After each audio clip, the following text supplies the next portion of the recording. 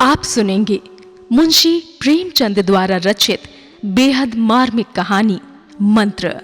आइए कहानी शुरू करने से पहले कहानी का सारांश जानते हैं। कहानी में होता है कि भगत नाम का एक बूढ़ा अपना 7 साल का इकलौता बच्चा लेकर जब डॉक्टर चड्ढा के पास जाता है तो वो उसे इसलिए नहीं देखते क्योंकि उनका खेलने का समय हो रहा था। इलाज न होने की वजह से बच्चा मर जाता है। फिर इस घटना के कई साल बाद डॉक्टर चड्ढा के यहाँ एक अनहोनी होती है।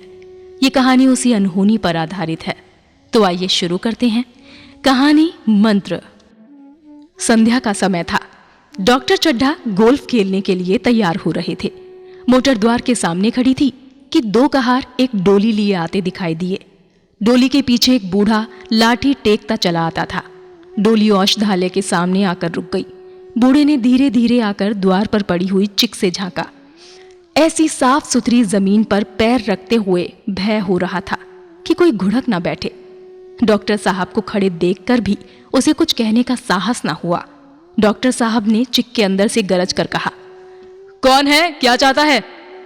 बूढ़े ने हाथ जोड़कर कहा, हुजूर बड़ा गरीब आदमी हूं, मेरा लड़का कई दिन से। डॉक्टर साहब ने सिगार जलाकर कहा, कल सवेरे आओ, कल सवेरे, हम इस वक्त मरीजों को नहीं देखते। बूढ़े ने घुटने टेक कर जमीन पर सिर रख दिया और बोला, दुहाई है सरकार की, लड़का मर जाएगा, हुजूर 4 दिन से आंख नहीं। डॉक्टर चड्ढा ने कलाई पर नजर डाली। केवल 10 मिनट और बाकी थे। गोल्फ स्टिक खूंटी से उतारते हुए बोले, कल सवेरे आओ, ये हमारे खेलने का समय है। बूढ़े ने पगड़ी उतारकर चौखट पर रख दी और रोकर बोला, हुजूर एक निगाह डाल ले, बस एक निगाह, लड़का हाथ से चला जाएगा हुजूर। 7 लड़कों में यही एक बच रहा है हुजूर। हम दोनों आदमी रो रो कर मर जाएंगे सरकार, आपकी बढ़ती होए दीन बंधु। ऐसे उज्जर देहाती यहाँ प्रायः रोज आया करते थे। डॉक्टर साहब उनके स्वभाव से खूब परिचित थे। कोई कितना ही कुछ कहे पर वे अपनी ही रट लगाते जाएंगे, किसी की सुनेंगे नहीं। धीरे से चिक उठाई और बाहर निकलकर मोटर की तरफ चले।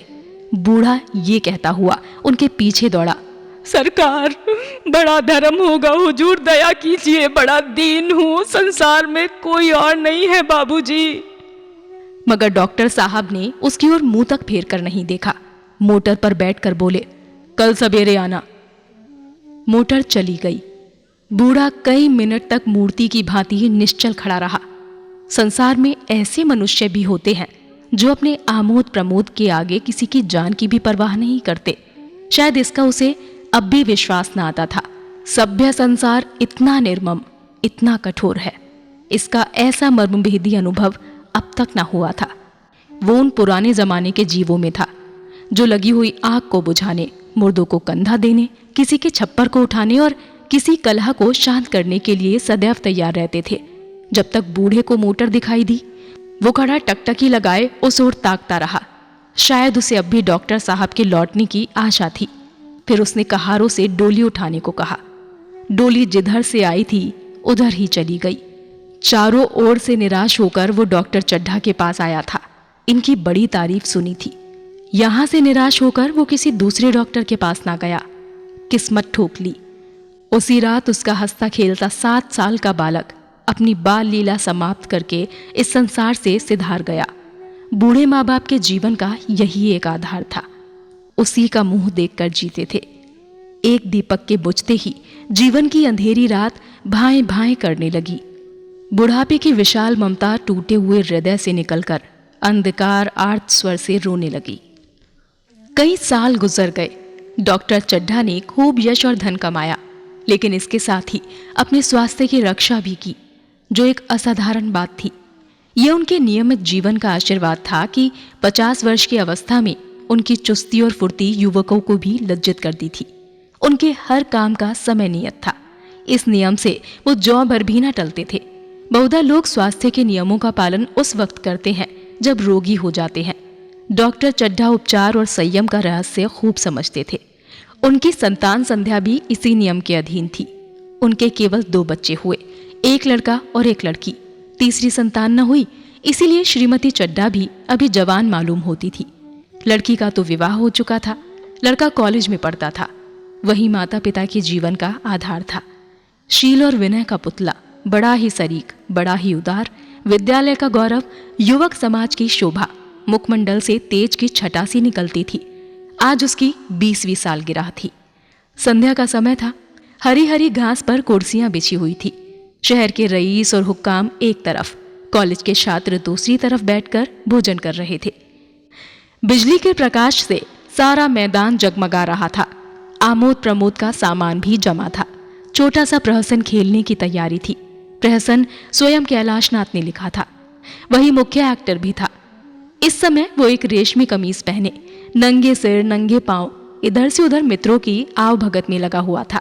कोई पुकारता, कैलाश जरा इधर आना। कोई उधर से बुलाता, कैलाश क्या उधर ही रहोगे। सभी उसे छेड़ते थे, चुगलियां करते थे। बेचारे को जरा दम मारने का अवकाश न मिलता था। सहसा एक रमणी ने उसके पास आकर पूछा, क्यों कैलाश, तुम्हारे सांप कहाँ हैं? जरा मुझे दिखा दो। कैलाश ने उससे हाथ मिलाकर कहा, मृणालिनी इस वक्त क्षमा करो, कल दिखा दूंगा। मृणालिनी ने आग्रह किया, जी नहीं, तुम्हें दिखाना पड़ेगा, मैं आज नहीं मानने की, तुम रोज कल कल करते हो। मृणालिनी और कैलाश दोनों सहपाठी थे और एक दूसरे के प्रेम में पगे हुए। कैलाश को सांपों को पालने, खिलाने और नचाने का शौक था। तरह तरह के सांप पाल रखे थे।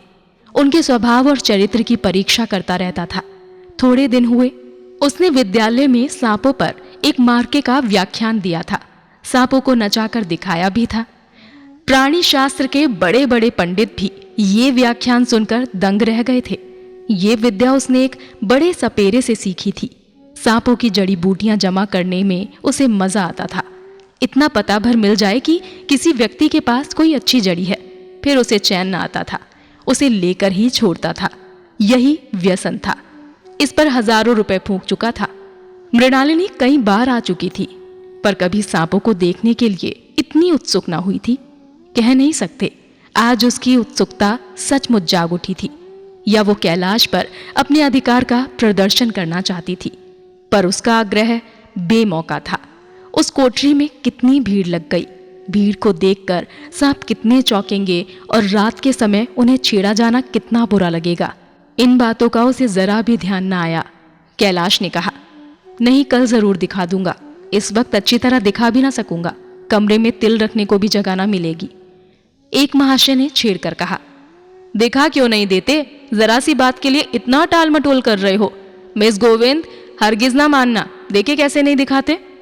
दूसरी महाशय ने और रद्दा चढ़ाया, मिस गोविंद इतनी सीधी और भोली हैं, तभी आप इतना मिजाज करते हैं। दूसरी सुंदरी होती तो इसी बात पर बिगड़ खड़ी होती। तीसरी महाशय ने मजाक उड़ाया, अजी बोलना छोड़ देती, भला कोई बात है? इस पर आपका दावा है कि मृणालिनी के लिए जान हाजिर है। मृणालिनी ने देखा कि ये शोधे उसे रंग पर चढ़ा रहे हैं, तो बोली, आप लोग मेरी वकालत ना करें, मैं खुद अपनी वकालत कर लूंगी। मैं इस वक्त सांपों का तमाशा नहीं देखना चाहती। चलो, छुट्टी हुई। इस पर मित्रों ने ठट्ठा लगाया। एक साहब बोले, देखना तो आप सब कुछ चाहती हैं, पर दिखाए भी तो। कैलाश को मृणालिनी की जेपी हुई सूरत को देखकर ऐसा मालूम हुआ कि इस वक्त उसका इनकार वास्तव में उसे बुरा लगा है। जो ही प्रतिबोध समाप्त हुआ और गाना शुरू हुआ, उसने मृणालिनी और अन्य मित्रों को सांपों के दरबे के सामने ले जाकर महुअर बजाना शुरू किया। फिर एक एक खाना खोलकर एक एक सांप को निकालने लगा। वाह, क्या कमाल था! ऐसा जान पड़ता था कि वे कीड़े उसकी एक एक बात को, उसके मन का एक एक भाव समझते हैं। किसी को उठा लिया, किसी को गर्दन में डाल लिया, किसी को हाथ में लपेट लिया। मृणालिनी बार बार मना करती है कि इन्हें गर्दन में ना डालो, दूरी से देखो, बस जरा नचा दो। कैलाश की गर्दन में सांपों को लिपटा देखकर उसकी जान निकली जाती थी। पछता रही थी कि मैंने व्यर्थहीन से सांप दिखाने को कहा, मगर कैलाश एक ना सुनता था। प्रेमिका के सम्मुख अपने सर्पकला प्रदर्शन का ऐसा अवसर पाकर वो कब चूकता। एक मित्र ने टीका टिप्पणी की, दांत तोड़ डाले होंगे। कैलाश हंसकर बोला, दांत तोड़ डालना तो मदारियों का काम है, किसी के दांत नहीं तोड़े गए, कहिए तो दिखा दूं। कहकर उसने काले सांप को पकड़ लिया और बोला, मेरे पास इससे बड़ा और जहरीला सांप दूसरा नहीं है। अगर किसी को काट ले तो आदमी आनन फानन में मर जाए, लहर भी ना आए। इसके कांटे का मंत्र नहीं, इसके दांत दिखा दूं? मृणालिनी ने उसके हाथ पकड़कर कहा। नहीं नहीं कैलाश, ईश्वर के लिए इसे छोड़ दो, तुम्हारे पैर पड़ती हूं। इस पर एक दूसरे मित्र बोले, मुझे तो विश्वास नहीं आता, लेकिन तुम कहते हो तो मान लेता हूं। कैलाश ने सांप की गर्दन पकड़कर कहा, नहीं साहब, आप आंखों से देखकर मानिए। दांत तोड़कर वश में किया तो क्या? सांप बड़ा समझदार होता है। अगर उसे विश्वास हो जाए कि इस आदमी से मुझे कोई हानि नहीं पहुंचेगी, तो वो उसे हरगिज न काटेगा। मृणालिनी ने जब देखा कि कैलाश पर इस वक्त भूत सवार है, तो उसने ये तमाशा ना करने के विचार से कहा, अच्छा भाई, अब यहां से चलो, देखा गाना शुरू हो गया है, आज मैं भी कोई अच्छी सी चीज सुनाऊंगी। ये कहते हुए उसने कैलाश का कंधा पकड़कर चलने का इशारा किया और कमरे से निकल गई। मगर कैलाश विरोधियों का शंका समाधान करके ही दम लेना चाहता था। उसने सांप की गर्दन पकड़कर जोर से दबाई, इतनी जोर से दबाई कि उसका मुंह लाल हो गया, देह की सारी नसें तन गई। सांप ने अब तक उसके हाथों ऐसा व्यवहार ना देखा था। उसकी समझ में ना आता था कि ये मुझसे क्या चाहते हैं। उसे शायद भ्रम हुआ कि मुझे मार डालना चाहते हैं, अतएव वो आत्मरक्षा के लिए तैयार हो गया। कैलाश ने उसकी गर्दन खूब दबाकर मुंह खोला और उसके जहरीले दांत दिखाते हुए बोला, जिन सज्जनों को शक हो आकर देख ले। आया विश्वास या अब भी कुछ शक है? मित्रों ने आकर उसके दांत देखे और चकित हो गए।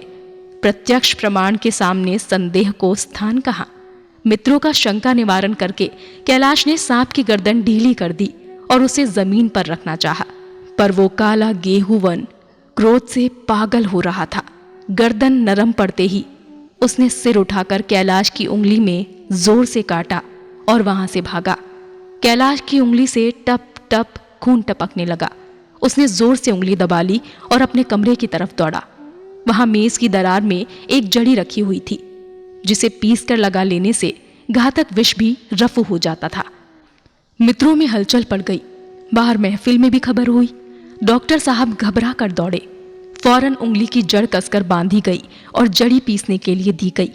डॉक्टर साहब जड़ी के कायल ना थे। वो उंगली का डसा भाग नश्तर से काट देना चाहते थे, मगर कैलाश को जड़ी पर पूर्ण विश्वास था। मृणालिनी पियानो पर बैठी हुई थी। ये खबर सुनते ही दौड़ी और कैलाश की उंगली से टपकते हुए खून को रुमाल से पोंछने लगी। जड़ी पीसी जाने लगी, पर उसी 1 मिनट में कैलाश की आंखें झपकने लगी। होठों पर पीलापन दौड़ने लगा, यहां तक कि वो खड़ा न रह सका, फर्श पर बैठ गया। सारे मेहमान कमरे में जमा हो गए। कोई कुछ कहता था, कोई कुछ। इतने में जड़ी पिसकर आ गई। मृणालिनी ने उंगली पर लेप किया। 1 मिनट और बीता।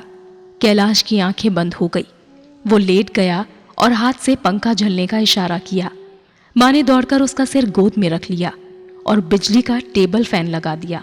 डॉक्टर साहब ने झुककर पूछा, कैलाश कैसी तबीयत है?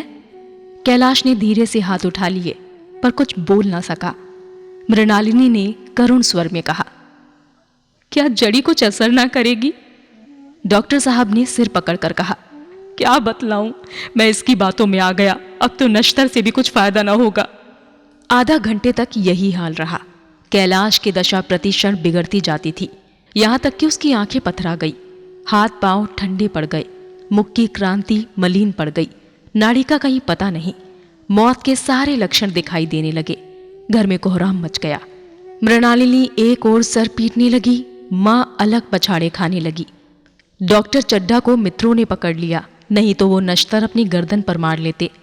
एक महाशय बोले, कोई मंत्र झाड़ने वाला मिले तो संभव है अब भी जान बच जाए। एक मुसलमान सज्जन ने इसका समर्थन किया, अरे साहब, कब्र में पड़ी हुई लाशें जिंदा हो गई हैं, ऐसे ऐसे बाकमाल पड़े हुए हैं। डॉक्टर चड्ढा बोले, मेरी अक्ल पर पत्थर पड़ गया था कि इसकी बातों में आ गया। नश्तर लगा देता तो ये नौबत ही क्यों आती। बार बार समझाता रहा कि बेटा सांप ना पालो, मगर कौन सुनता था। बुलाइए, किसी झाड़ फूक करने वाले को ही बुलाइए। मेरा सब कुछ ले ले, मैं अपनी सारी जायदाद उसके पैरों पर रख दूंगा, लंगोटी बांधकर घर से निकल जाऊंगा, मगर मेरा कैलाश उठ बैठे। ईश्वर के लिए किसी को बुलवाइए। एक महाशय का किसी झाड़ने वाले से परिचय था। वो दौड़कर उसे बुला लाए, मगर कैलाश की सूरत देखकर उसे मंत्र चलाने की हिम्मत ना पड़ी। बोला, अब क्या हो सकता है सरकार? जो कुछ होना था हो चुका। अरे मूर्ख, ये क्यों नहीं कहता कि जो कुछ ना होना था वो कहाँ हुआ? माँ बाप ने बेटे का सेहरा कहाँ देखा? मृणालिनी का कामना तरु क्या पल्लव और पुष्प से रंजित हो उठा? मन के वो स्वर्ण सपने जिनसे जीवन आनंद का स्रोत बना हुआ था, क्या पूरे हो गए? जीवन के नृत्यमय तारिका मंडल सागर में आमोद की बहार लूटते हुए क्या उसकी नौका जलमग्न नहीं हो गई? जो ना होना था वो हो गया।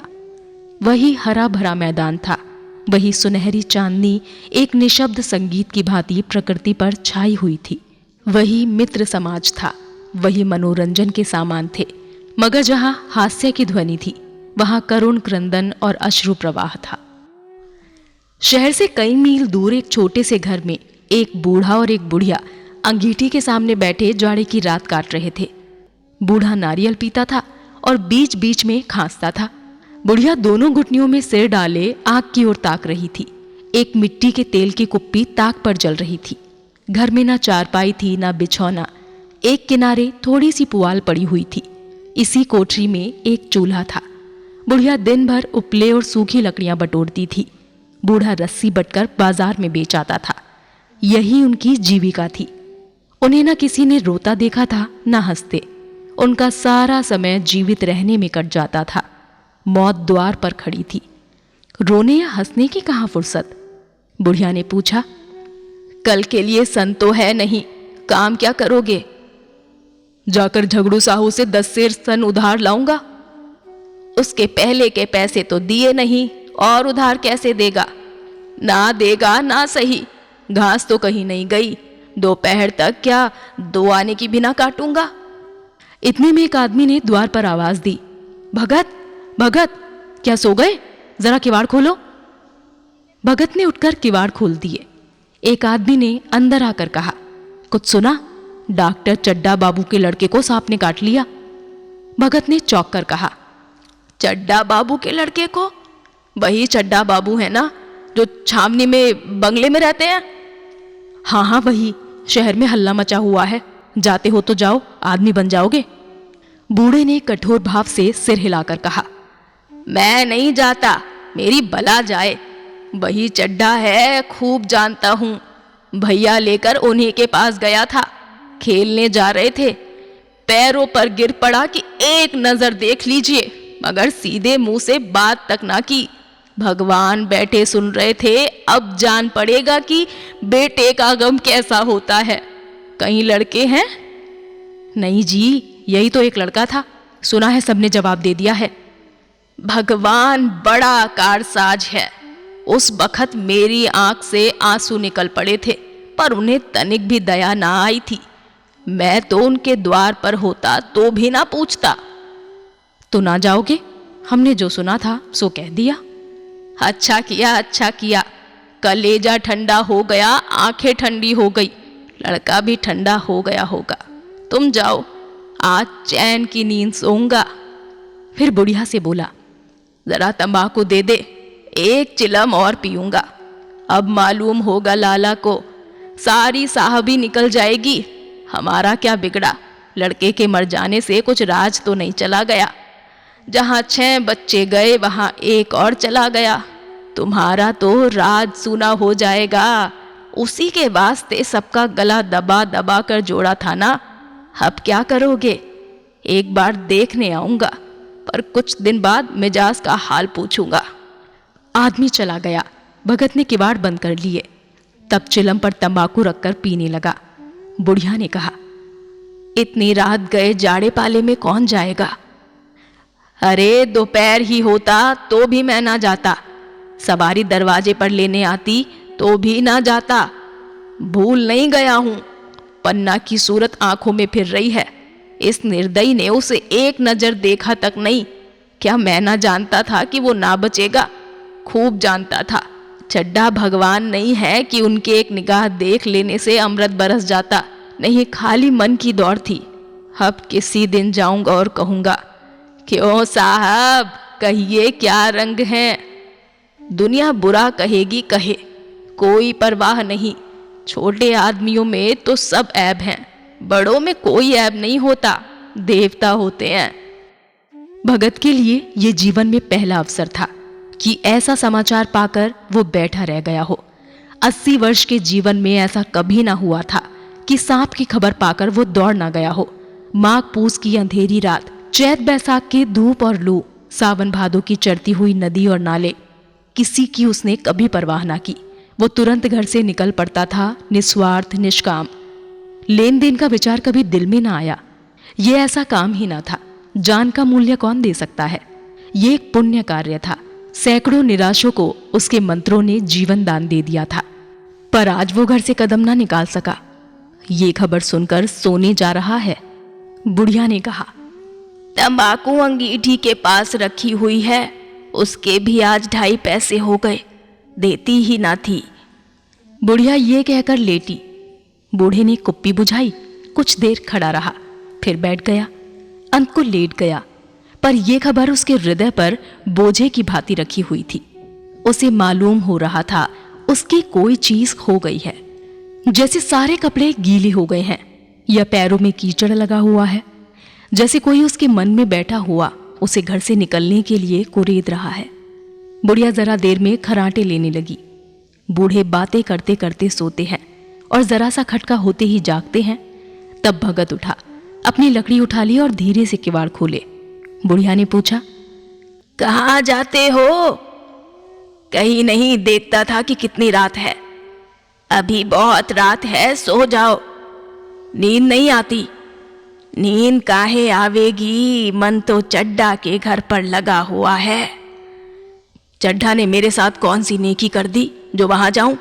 वो आकर पैर पड़े तो भी ना जाऊं। उठे तो तुम इसी इरादे से ही। नहीं री, ऐसा पागल नहीं हूं कि जो मुझे कांटे बोए उसके लिए फूल बोता फिरूं। बुढ़िया फिर सो गई। भगत ने किवाड़ लगा दिए और फिर आकर बैठा। पर उसके मन की कुछ ऐसी दशा थी जो बाजे की आवाज कान में पड़ते ही उपदेश सुनने वालों की होती है। आंखें चाहे उपदेशक की ओर हो, पर कान बाजे की ही ओर होते हैं। दिल में भी बाजे की ध्वनि गूंजती रहती है। शर्म के मारे जगह से नहीं उठता। निर्दयी प्रतिघात का भाव भगत के लिए उपदेशक था, पर हृदय उस अभागे युवक की ओर था जो इस समय मर रहा था, जिसके लिए एक एक पल का विलंब घातक था। उसने फिर किवाड़ खोले, इतने धीरे से कि बुढ़िया को खबर भी ना हुई। बाहर निकल आया। उसी वक्त गांव का चौकीदार गश्त लगा रहा था। बोला, कैसे उठे भगत? आज तो बड़ी सर्दी है, कहीं जा रहे हो क्या? भगत ने कहा, नहीं जी, जाऊंगा कहाँ? देखता था अभी कितनी रात है। भला कै बजे होंगे? चौकीदार बोला, 1 बजा होगा और क्या। अभी थाने से आ रहा था तो डॉक्टर चड्डा बाबू के बंगले पर बड़ी भीड़ लगी हुई थी। उनके लड़के का हाल तो तुमने सुना ही होगा। कीड़े ने छू लिया है, चाहे मर भी गया हो। तुम चले जाओ तो शायद बच जाए। सुना है 10,000 देने को तैयार है। भगत, मैं तो ना जाऊं, चाहे 10 लाख भी दे। मुझे 10,000 या 10 लाख लेकर क्या करना है? कल मर जाऊंगा, फिर कौन भोगने वाला बैठा है? चौकीदार चला गया। भगत ने आगे पैर बढ़ाया। जैसे नशे में आदमी की देह अपने काबू में नहीं रहती। पैर कहीं रखता है, पड़ता कहीं है। कहता कुछ है, जबान से निकलता कुछ है। वही हाल इस समय भगत का था। मन में प्रतीकार था, पर कर्म मन के अधीन ना था। जिसने कभी तलवार नहीं चलाई, वो इरादा करने पर भी तलवार नहीं चला सकता। उसके हाथ कांपते हैं, उठते ही नहीं। भगत लाठी खटखट करता लपका चला जाता था। चेतना रोकती थी, पर उपचेतना ठेलती थी। सेवक स्वामी पर हावी था। आधी रात निकल जाने के बाद सहसा भगत रुक गया। हिंसा ने क्रिया पर विजय पाई। मैं यूं ही इतनी दूर चला आया। इस झाड़े पाले में मरने की मुझे क्या पड़ी थी? आराम से सोया क्यों नहीं? नींद ना आती ना सही। 2-4 भजन ही गाता। व्यर्थ इतनी दूर दौड़ा आया। चड्डा का लड़का रहे या मरे मेरी बला से। मेरे साथ उन्होंने ऐसा कौन सा सलूक किया था कि मैं उनके लिए मरूं? दुनिया में हजारों मरते हैं, हजारों जीते हैं। मुझे किसी के मरने जीने से क्या मतलब? मगर उपचेतना ने अब एक दूसरा रूप धारण किया, जो हिंसा से बहुत कुछ मिलता जुलता था। वो झाड़ फूक करने नहीं जा रहा था, वो देखेगा कि लोग क्या कर रहे हैं। डॉक्टर साहब का रोना पीटना देखेगा, किस तरह सिर पीटते हैं, किस तरह पछाड़े खाते हैं। वे लोग तो विद्वान होते हैं, सब्र कर जाते होंगे। हिंसा भाव को यूं धीरज देता हुआ वो फिर आगे बढ़ा। इतने में 2 आदमी आते दिखाई दिए। दोनों बातें करते चले आ रहे थे। चड्ढा बाबू का घर उजड़ गया, वही तो एक लड़का था। भगत के कान में ये आवाज पड़ी। उसकी चाल और भी तेज हो गई। थकान के मारे पांव न उठते थे। शिरोभाग इतना बढ़ा जाता था मानो अब मुंह के बल गिर पड़ेगा। इस तरह वो कोई 10 मिनट चला होगा कि डॉक्टर साहब का बंगला नजर आया। बिजली की बत्तियां जल रही थी, मगर सन्नाटा छाया हुआ था। रोने पीटने की भी आवाजें ना आती थी। भगत का कलेजा धक धक करने लगा। कहीं मुझे आने में बहुत देर तो नहीं हो गई। वो दौड़ने लगा। अपनी उम्र में वो इतना तेज कभी ना दौड़ा था। बस यही मालूम होता था मानो उसके पीछे मौत दौड़ी आ रही है। 2 बज गए थे। मेहमान विदा हो गए। रोने वालों में केवल आकाश के तारे रह गए थे और सभी रो रो कर थक गए थे। बड़ी उत्सुकता के साथ लोग रह रह कर आकाश की ओर देखते थे कि किसी तरह सुबह हो और लाश गंगा की गोद में दी जाए। सहसा भगत ने द्वार पर पहुंचकर आवाज दी। डॉक्टर साहब समझे कोई मरीज आया होगा। किसी और दिन उन्होंने उस आदमी को दुत्कार दिया होता, मगर आज बाहर निकल आए। देखा एक बूढ़ा आदमी खड़ा है, कमर झुकी हुई है, पोपला मुंह भौहें तक सफेद हो गई हैं। लकड़ी के सहारे कांप रहा था। बड़ी नम्रता से बोले, क्या है भाई, आज तो हमारे ऊपर ऐसी मुसीबत पड़ गई है कि कुछ कहते नहीं बनता। फिर कभी आना। इधर 1 महीना तक तो शायद मैं किसी भी मरीज को ना देख सकूंगा। भगत ने कहा, सुन चुका हूं बाबूजी, इसीलिए आया हूं। भैया कहाँ हैं, जरा मुझे दिखा दीजिए। भगवान बड़ा कारसाज है, मुर्दे को भी जिला सकता है। कौन जाने अब भी उसे दया आ जाए। चड्ढा ने व्यथित स्वर में कहा, चलो देख लो, मगर 3-4 घंटे हो गए। जो कुछ होना था हो चुका। बहुत तेज झाड़ने फूकने वाले देख देख कर चले गए। डॉक्टर साहब को आशा तो क्या ही होती।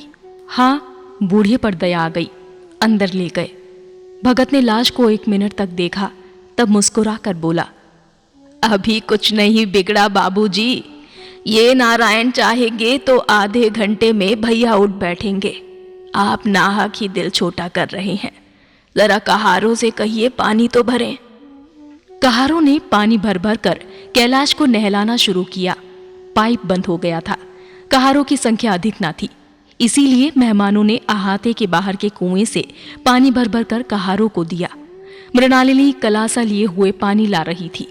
बूढ़ा भगत खड़ा मुस्कुरा मुस्कुरा कर मंत्र पढ़ रहा था, मानो विजय उसके सामने खड़ी है।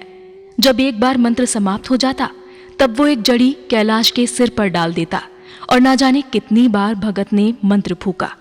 आखिर जब उषा ने अपनी लाल लाल आंखें खोली तो कैलाश की भी लाल लाल आंखें खुल गई। एक क्षण में उसने अंगड़ाई ली और पीने के लिए पानी मांगा। डॉक्टर चड्ढा ने दौड़कर नारायणी को गले लगा लिया। नारायणी दौड़कर भगत के पैरों पर गिर पड़ी और मृणालिनी कैलाश के सामने आंखों में आंसू भरे पूछने लगी, अब कैसी तबीयत है? एक क्षण में चारों तरफ खबर फैल गई। मित्रगण मुबारकबाद देने आने लगे। डॉक्टर साहब बड़े श्रद्धा भाव से हर एक के सामने भगत का यश गाते फिरते थे। सभी लोग भगत के दर्शनों के लिए उत्सुक हो उठे, मगर अंदर जाकर देखा तो भगत का कहीं पता ना था। नौकरों ने कहा, अभी तो यहीं बैठे चिलम पी रहे थे, हम लोग तंबाकू देने लगे तो नहीं ली, अपने पास से तंबाकू निकाल कर भरी। यहां तो भगत की चारों ओर तलाश होने लगी और भगत लपका हुआ घर चला जा रहा था कि बुढ़िया के उठने से पहले पहुंच जाऊं। जब मेहमान लोग चले गए तो डॉक्टर साहब ने नारायणी से कहा, बुढ़ा ना जाने कहां चला गया, एक चिलम तंबाकू का भी रवादार ना हुआ। नारायणी, मैंने तो सोचा था उसे कोई बड़ी रकम दूंगी। चड्ढा, रात को तो मैंने नहीं पहचाना, पर जरा साफ हो जाने पर पहचान गया। एक बार ही एक मरीज को लेकर आया था। मुझे अब याद आता है कि मैं खेलने जा रहा था और मरीज को देखने से इनकार कर दिया था। आज उस दिन की याद करके मुझे जितनी ग्लानि हो रही है उसे प्रकट नहीं कर सकता। मैं उसे अब खोज निकालूंगा और उसके पैरों पर गिरकर अपना अपराध क्षमा कराऊंगा। वो कुछ ना लेगा ये जानता हूं। उसका जन्म यश की वर्षा करने के लिए ही हुआ है। उसकी सज्जनता ने मुझे ऐसा आदर्श दिखा दिया है जो अब से जीवन पर्यंत मेरे सामने रहेगा। तो ये थी कहानी मंत्र। आपको कहानी कैसी लगी? कहानी को सुनकर कैसा लगा? हमें नीचे कमेंट सेक्शन में लिखकर जरूर बताएं, क्योंकि आपकी राय हमारे लिए बेहद महत्वपूर्ण है। साथ ही आप हमारे चैनल